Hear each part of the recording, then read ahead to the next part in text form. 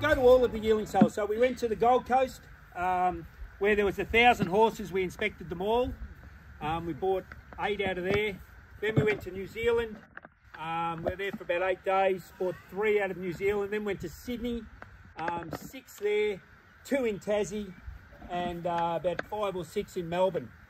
I go to Adelaide tomorrow. That's not generally a sale we buy many out of, maybe 1, maybe 2. And then the Easter sale, which is the premier sale in Australia, where we don't really spec yearlings out of, they're just too expensive. And then June on the Gold Coast for sort of what's left of the sale, and you can sometimes strike a nice horse out of there. But these, our major sales are now over. We've bought 24 yearlings. We've probably inspected maybe 3,500. And I've tried to buy a bit of value, and at the moment there is plenty of holes in the market. People you know, are budgeting a little closer, and they're working to within their criteria. And there's a lot of I see as value where we have probably come back a peg spending wise. We're not buying the more expensive yearlings, and you'll see the ones today that are going to parade. A couple of them are higher end, but a lot of 30, 40Ks, 70K ones that make it affordable for people to buy little bits and pieces. Like a beautiful horse, sons of So You Think are incredibly attractive. You know, So You Think's been an amazing horse. He won a Cox Plate at about his 6th start. He won 2 Cox Plates within 11 starts. He went on to win 10 or 11 Group 1s. Phenomenal racehorse. Comes to Australia, stands at Coolmore, and has been one of the greatest steeds that we have racing here, or have at stud here at the moment. It's been terrific. So races for that Victorian breeder system, and they have to sell a lot of yearlings, so they try and put them on the market and make them viable. Obviously, when they've got 77 to sell at a sale, they don't necessarily want to hang on to them too long. So able to buy him at 120. Sleeve stands for 90 grand, and out of an I'm Invincible mare that had some level of ability, a young mare, and I think these mini mares are going to be pretty good at stud. Obviously, a lot of you are aware we had a bit of luck with the stallion. I'm Invincible when he first arrived at stud. You know what, we had I'm a Star by him. We raced a horse called I'm the General, who was one of his first winners that ran in the Magic Millions. Band on the Run was another one that was quite good, and we've had a couple of others that were okay. So that connection there with this bloke. And we've sort of been able to buy, So You Think. We bought a colt last year in New Zealand who was a bit dearer than him. He was 275. That goes quite well. We've had a Group 2 winner by the stallion. So just an attractive looking colt. Obviously not a 2-year-old, but I would think late 2 into his 3-year-old campaign. Getting up over a bit of ground is where he sits, to my eye. But, okay, next one is the Exceeding Samborino. So a couple of you guys that are here today raced the mother. I thought he's a really good moving horse. She's been a Queen Amborino. She was a Group 2 winner that won nearly 600K. She's produced one that's won 670, another one that's won 2 grand shy of $500,000, another one that's won 5. So everything out of her can run. And she was a tough, durable mare that raced over a long period of time. So at 70K out of the classic sale in Sydney, I thought he was really good value and good buying. And he's been quite popular. I think there's about 40% of him left. So to my eye, he's a low-risk racehorse because everything out of the mare's been able to run, and physically there's no reason why she shouldn't produce another one. I would say this fella probably, even though he's a December foal, he's not going to take forever to get to the races. If you look at him, he's a fairly neat, strong, well-proportioned horse, and I would think he gets to the races soon enough. Considering how late he is foaling, you know, like it might be that extra 2 months, but I would say you'd certainly be pre-Easter before you're getting pretty serious with this fella. But yeah, mother's a queen. She's been a great producer, and I would say, knowing these older mares, that's probably one of the best sort of foals she's going to have, and that, you know, she's produced a really high quality foal here, and that might nearly do it. You know, she might be able to get that sort of quality again by a young stallion that's going places. The Exceedance is the son of Exceeding Excel. Exceeding Excel's just retired from stud duties, so he's got a number of sons at stud, and we've got a couple of them here in Exceedance as well. So obviously Streets of Avalon was a wonderful horse for the stable.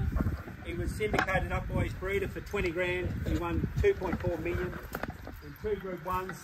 It was just a wonderful horse, and we had him here for about 6 or 7 years. He was part of the team, and good ride. So we've got his half-brother Eugenius racing today. At Yarra Glen, he's already won and ran fourth in a stakes race and runs today to qualify for a $100,000 final on Good Friday.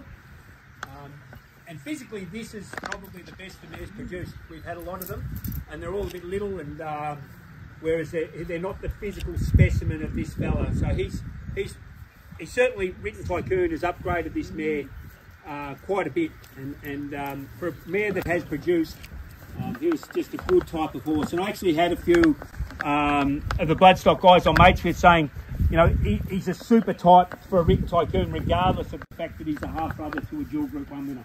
So, you know, as you can see, good size, good bones. He was reared at Supreme Thoroughbreds, as was Streets of Avalon. So we've replicated a lot of things here to try and produce a high-quality racehorse. So he's obviously breeder stayed in for a little bit, and we've got a couple of studs involved and a few other clients. So there's only about 30% of him to go.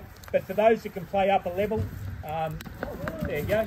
Stand on his hind legs. Look at me. He'll be certainly tried with his undercarriage still intact, because obviously, you know, Written Tycoon's had the Guineas winner this year. It's been valued at 10 million and up. So there's a fair bit of upside if you can get a Written Tycoon colt. But as you can see, they're pretty fresh and up and about. They paraded pretty well, but he only went for a yearling sale a couple of weeks ago, so he's just been out in the paddock, had a bit of a break, and he's a pretty laid back and casual sort of horse. Okay, so this fella, so obviously we look at a lot of yearlings during the course of the sale period. We look at a lot of first season stallions and try and assess them for what we think was going to make the race horses and what's not. So we looked at a lot of Anders at the Magic Millions, and generally, being a first season stallion, they take their best ones to the Gold Coast to try and stamp the opinion of the buyers that these are good stallions. So Anders was a son of Not a Single Doubt, fast horse. Widden bought him for 14 or 16 million. Stood him at stud. Calm down, boys. All the colts are here, that's why they're getting a bit up and about. So I looked at the Anders on the Gold Coast. I went to New Zealand and I found one that I felt was better quality than the ones on the Gold Coast. Raised at Pencaro stud, real athletic, good type of horse, running sort of fast horse. Look, out of a young Lonhro mare, and not a lot going on in the pedigree, but just physically a really attractive, good type from a premium stud. So apparently, which just means he's a little overshot. So that might mean it just affects his movie career later on. I don't think it worries him race-wise. But just a very attractive, up-and-coming sort of stallion, and one of his better progeny. The Not a Single Doubts are generally not really big horses, and the ones with a bit of substance have been pretty difficult to buy over the years. So he's just a really good type. I paid NZ 100k, so we obviously try and work out the exchange rate and charge them out accordingly, and often there's a bit of a refund back when we, you know, because we've got to fly them in, pay the GST when they arrive, etc. So just physically, I thought he's a really good specimen and a good product of the stallion, and being the son of Not a Single Doubt, who are also starting to appear at stud, because there's a few sons of Not a Single Doubt now that are standing in Victoria. All right, so the next lot of horses are what I call the 7 to 10 month horses. So these ones were horses I've tried to buy that are 7 to 10 invoices from going to the races. So it's not the So You Think types where you could have them for a period, but these are ones that we want to get up and rolling. So a Prague colt out of a Hassanay mare, barge ass, like you can have a bit of fun naming this fella with his mother's name. Was just what I thought was an early going Prague. So he's thickened up a bit in the coat because he was bought in January. So he's come down to Melbourne, he's had a break and just about ready to go to the breakers. Been popular enough, there's been about 65% of him sold. But for someone that wants an early goer, I think Prague, who's a son of Redute's Choice, so Alabama Express and those sort of stallions now, sons of Redute's have been really popular and they're going great guns and they're hard to buy. If this stallion gets early 2-year-old runners, then the same thing will happen again. They'll just be impossible to buy next year. And I paid 80 grand for him, Magic Millions, so he's Magic Millions qualified, and he'll certainly get an opportunity to be a pre-Christmas type 2-year-old. just a good moving, natural running sort of horse. Wasn't an overly early foal, so still a bit of improvement there. And I think physically, I don't like these colts, scratch, to be too heavy. The heavier they are, the more complications you tend to have in getting them to the races. But a neat one like him that moves really well gives you a chance to potentially run pretty early. Thanks, Dave. Yep. The mare's had 3 to go. They've all been winners. So I would think he's certainly a chance to be up and going, as I say, in that 7 to 10 invoice bracket if we can get him there. And that was the final colt. So now we've just got some fillies to show you.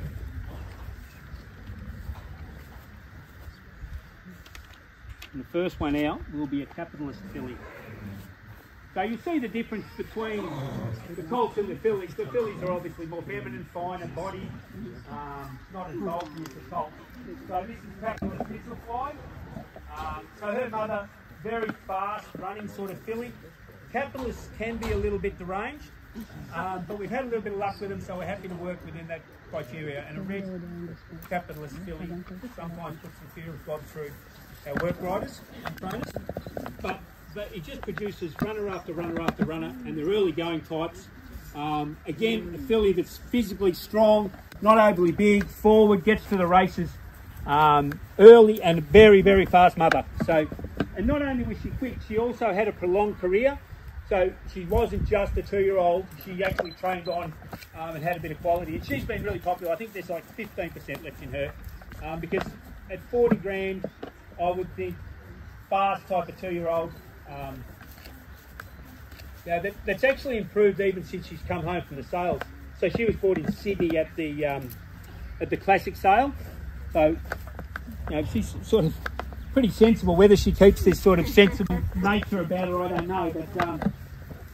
But late in the sale, there's a few opportunities when people have obviously bought and they're off the market, etc., and they're not buying anymore. And we stay fairly active through the whole sale, and we're able to secure her for pretty right money. I liked her a lot, and I probably had sort of stopped looking, and then she came up at a cheap money, so I thought she was well and truly worth it. Thanks, Byron. So just an early going running 2-year-old capitalist filly, and obviously if they can get any black type, they're worth a fortune. We had a filly that's won a Group 3 race earlier this season. And she was expensive enough. She was a 250k, but her value has gone to 750 upwards. So, there's big reward for those horses that can get a little bit of black type. Even I'm a Star, who was a 40k, same as her. At one stage, the Japanese wanted to buy her for 2.2 million, and the owner wouldn't sell. So, that's just, if you can get one, there's big upside. Obviously there's plenty of money in the colts, but the fillies are probably less risk. Okay, so once again, Doubtland filly, out of a son of not a single doubt, early going running, strong, masculine, the sort of filly, 7 to 10 builds, and you're somewhere near the races, all being well. Bought her in Tassie, once again 40k. So those Tassie yearlings, they're not qualified for Vobis, but the Tas breeders pay a Vobis bonus on the, so when they win in Victoria, you get the equivalent of Vobis paid out by Tasbury. So, for all intents and purposes, they're the same as Vobis. Maybe don't ever get too close to those colts, Dave. She might excite them somewhat. Her mother's had one to race. It had one start in Adelaide, ran a place and looked really promising, and it's gone to miss and been retired. So, it would have certainly been a pedigree helper. Because it looked like it had a good level of ability. But a great moving filly, quite strong, forward, fast filly, and we would think we'd try and get her up and rolling pretty quick. She's about half done, maybe a bit less than half. I might have about 60% in her to sell. Doubtland sold pretty well through the sales period. Magic Millions, Classic in Melbourne, they've all sold pretty well. I chose to buy one in Tassie because the market wasn't there, so you can buy a nice horse for not a lot of money. Because there's not a lot of competition. A lot of the trainers don't go down there, and you can buy a nice horse. We've sold a couple to Hong Kong out of Tassie, and whilst we haven't been since pre-COVID, it's not a bad sale to go to. You can pick your market, make them viable. So we've spent 95 grand there and bought 2 physically nice horses that we think will, you know, progress on and be good. But you can see, when you look at her physically, she's quite strong behind. She's going to come up a little more in the weather. She's got a well-sanded shoulder, good intelligent head, moves great, clean x-rays and scope, good bone quality, good strong forearm and gasket, and intelligent looking filly. Thanks, Dave. But yeah, she was 5 September, so she was early enough to try early. And she qualified for Magic Millions as well. So she's not only the Tasbred, which pays the Vobas, she's Magic's also. So, and it wasn't cheap. The Magic Millions is $6,600 to get involved in. In England it's $5,500. So you know, they make it expensive enough to stay in their races and series, but you know, often those races lack a bit of depth. Okay, so physically, I paid 30 grand I think for this filly. Cosmic Force, really, sun and deep field. Cosmic Force has got 2-year-olds and they've been racing quite well. I had someone buy into her thinking that the sire was going to have the sire produce winner last weekend. Didn't win, but the stallion is doing a good enough job. I've had a few out of this family. They all could run. I'm the General you heard me mention earlier. Was out of this family. Also Ladramas, who was an early winner for us at Flemington, who's still here. He's in the paddock out the front as the kid's pony. He was out of this family. We had 2 other very fast fillies out of this family as well. So at 30 grand, I thought this was a reasonable bet by a prominent young stallion. And this mare was sent to only an average couple of stallions just to see whether she had the quality to produce one. And she produced winners out of inferior stallions. And then they go to a stallion like Cosmic Force, you get a good product. So you think that this mare is a chance to be upgraded and produce a better quality of horse going forward. But yeah, with the association there, I would think she's going to be fairly popular. And once again, 7 or 10 bills for going to races. Hopefully, fingers crossed, and nothing goes wrong. But quite a good price, great sort of filly. Good strength about it. So it's quite an attractive horse. When checking, I thought she was physically quite attractive. So throughout the sale season, we see these new young stallions come to Standard Stud, and we start to see their progeny come through. And Bivouac was another one who was a dominant Newmarket winner. He won a Golden Rose, he won a Sprint Classic, he ran 2nd in the Coolmore. Phenomenal racehorse, son of Exceed Excel, with Dolphin Horse, and then goes to stud. So I did fancy the Bivouacs, and I've had a few clients breed to him. I think there's been relations of Streets of Avalon have bred to Bivouac with good types. Now they're a bit all over the place. They didn't throw a type, and a lot of stallions will throw a type, but you know, like Reduced Choice, no chestnuts, they're all grey, babe, or black. And Bivouac's a bit everywhere. So I tried to buy one in the model of him. Now this horse's mother was grey. Not that we think that that's how it works, but this is obviously stallion dominant colour-wise to Bivouac. She was actually bred in Victoria, sold as a yearling to New Zealand. I bought her in New Zealand, so she's been reared over there, but still qualifies for the Vobas system, etc. Paid 130 for her, and I just felt that she was in the mould of what I want to see when I look at a Bivouac. I want to see something with good muscle, good speed, good moving type, and the Thorn Park mares obviously have been really successful over the time. He's produced some top class racehorses as a broodmare sire, and she just flew over. So I left her in New Zealand for an extra month or so, and she's only flown over in the last 10 days or so, just to make sure she was here for the parade. Her and the Anders fella here had flown over just to do the parade. So I thought she was good type, early enough going, fast enough looking filly, with an okay sort of pedigree. And she's had 2 to race, both winners, the mother. One of them's still racing now at Brisbane. And you know, appears regularly on that Saturday scene and is of a good quality. So Vobas qualified, 130k, reared in New Zealand, and a good type of Bivouac. The type of Bivouac that I think I want to see when I'm expecting to see the stallion. If they all had it look like her rather than a bit higgledy-piggledy, that stallion stats would have been better. He self-styled really well, but people like to see a consistency in a first season horse, and Bivouac didn't show that. Another one was Tagaloa, he was a similar sort of horse. He didn't show it either. They weren't consistent types. They may be able to run because nobody knows. And you know, it's very hard to pick what you think will be the up and coming stallions, but experience tells you that if you buy high quality yearlings, good families, by a good stallion, chances are you're going to be able to get them. Thanks, Dave. So the Brazen Bow is next on your list. She's all syndicated up. She's out the front. So there's no point parading her, bringing her in. So skip over that one. And we'll get to a filly by Cascavecchio. Now, son of Dundeel, Cascavecchio, Super Seth obviously has got progeny of the same age, both went to stud at the same time. Super Seth have been a bit more precocious than the Cascavecchios, but similar sort of types. I actually went to 340 for a colt first season. Gary Portelli paid 360. He thinks it's one of his better up and coming 3-year-olds he's got, 2 now, but he thinks it's a better one. So I was very keen to secure a Cascavecchio this year. And second year, obviously you pay down a little bit, so Magic Millions at 100.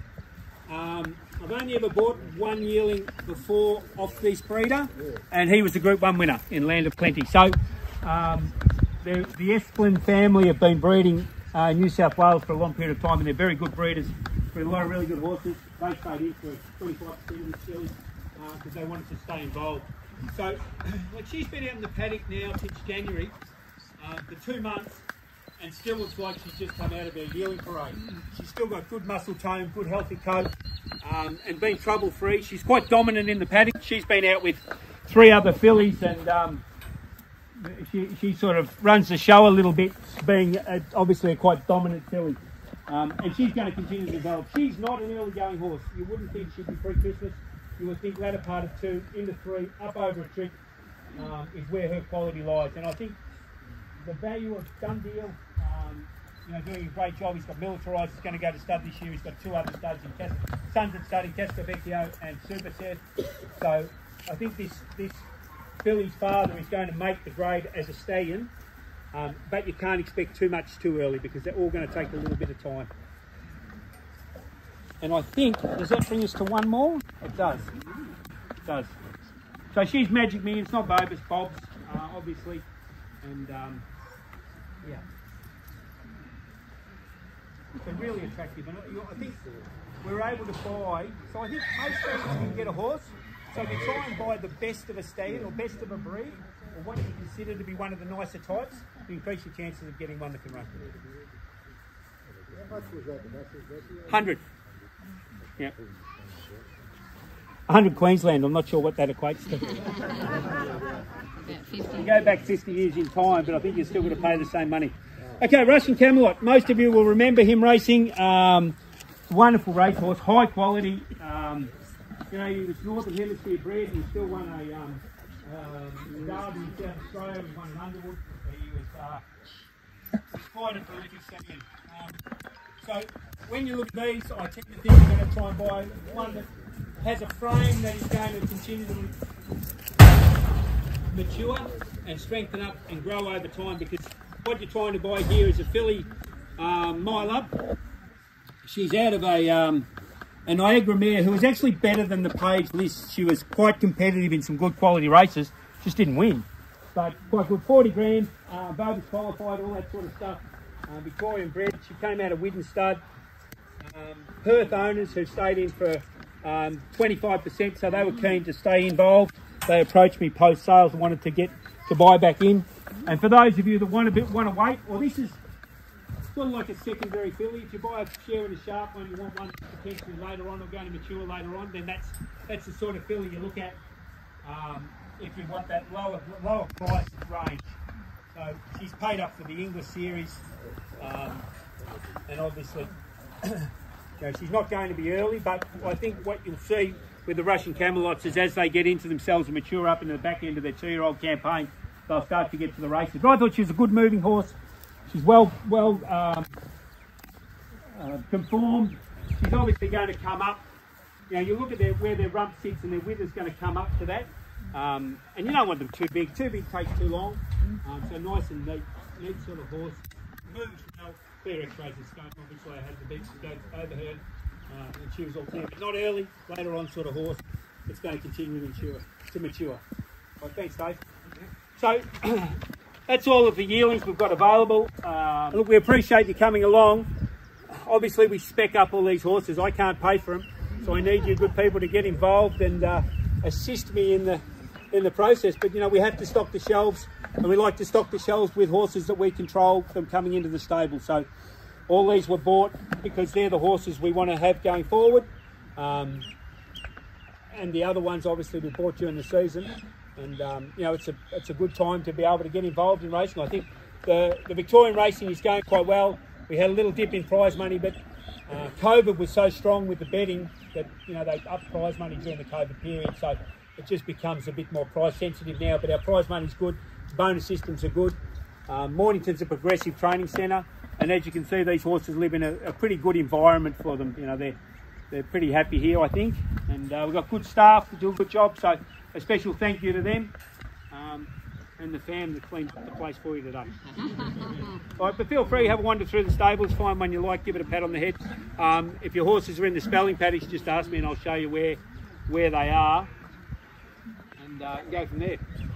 Thank you so much. All right, thanks, guys.